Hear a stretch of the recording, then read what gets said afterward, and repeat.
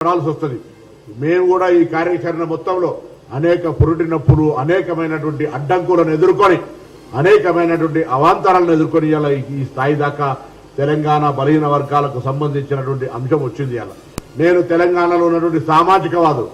ఒక బలహీన వర్గాలు, ఒక దళిత సంఘాలు, ఒక గిరిజన సంఘాలు కాదు, సామాజికంగా కోణం నుంచి ఆలోచించి సామాజిక న్యాయం కాంక్షించే ప్రతి వ్యక్తి ఇప్పుడు ప్రభుత్వం చేసినటువంటి నిర్ణయాన్ని ఎన్నికల ప్రక్రియకు సహకరించే విధంగా న్యాయస్థానంలో జరిగేటువంటి ఉత్తర ప్రత్యుత్తరాలు కావచ్చు, లేదా అక్కడ పడేటువంటి మన వాదనను వినిపించడానికి సోమోటగా అందరూ కూడా సానుకూలంగా ఈ న్యాయమైనటువంటి సామాజిక న్యాయ నిర్ణయానికి మద్దతునివ్వమని హృదయపూర్వకంగా విజ్ఞప్తి చేస్తా ఉన్నాం. అంతేకాదు, శాసనసభలో చర్చ జరిగినప్పుడు లేదా బయట రాజకీయ వేదికలలో బలహీన వర్గాలకు సంబంధించి పూర్తిగా 100% మా రాజకీయ పార్టీ మద్దతు అని చెప్పడమే కాదు, శాసనసభలో నిజంగా కూడా మరి బిల్లు ఏకగ్రీవంగా పాస్ కావడానికి సహకరించారు. ఇవాళ నేను, శ్రీహరి గారు, తెలంగాణ రాష్ట్ర బలహీన వర్గాల నాయకత్వం అన్ని రాజకీయ పార్టీలకు ఇంక్లూడ్ కాంగ్రెస్ పార్టీతో సహా హైకోర్టులో 8వ తారీఖు నుంచి వాదనలు ప్రతివాదనలు ఉంటాయి. నేను ఆ రోజు కూడా శాసనసభలో బిల్ పాస్ అయ్యేటప్పుడు మూడ్ ఆఫ్ ది హౌస్ అనేటువంటిది చాలా ప్రతిబింబిస్తుంది,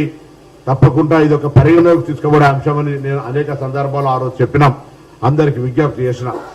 ఏకాభిప్రాయంతో జరిగిన బిల్లుకు సంబంధించి శాసనసభ ప్రొసీడింగ్స్ ఉన్నాయి. కానీ రాజకీయ పార్టీగా మళ్ళొక్కసారి ఈ బలహీన వర్గాలకు సంబంధించిన 42% రిజర్వేషన్, సామాజిక న్యాయానికి, సామాజిక విప్లవానికి మార్గదర్శకత్వం మా రాజకీయ పార్టీగా మేము దీనికి 100% సహకరించడమే కాదు, శాసనసభలో బిల్లులో కూడా మేము మద్దతు ఇచ్చినామని చెప్తూ ఒక అఫిడవిట్ గాని మీ లీగల్ సెల్ ద్వారా హైకోర్టు చీఫ్ జస్టిస్ గాని బెంచ్కి గాని పూర్తి సవివరంగా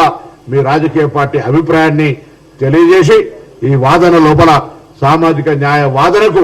బలాన్ని ఇవ్వమని చెప్పి సందర్భంగా నేను విజ్ఞప్తి చేస్తా ఉన్నాం. మేము చేసే విజ్ఞప్తి అన్ని రాజకీయ పార్టీలకు సంబంధించి కాంగ్రెస్ తో పాటుగా, టీఆర్ఎస్ తో పాటుగా BJP, CPI, CPM, MIM, Loksatta, Janasatta, Janasena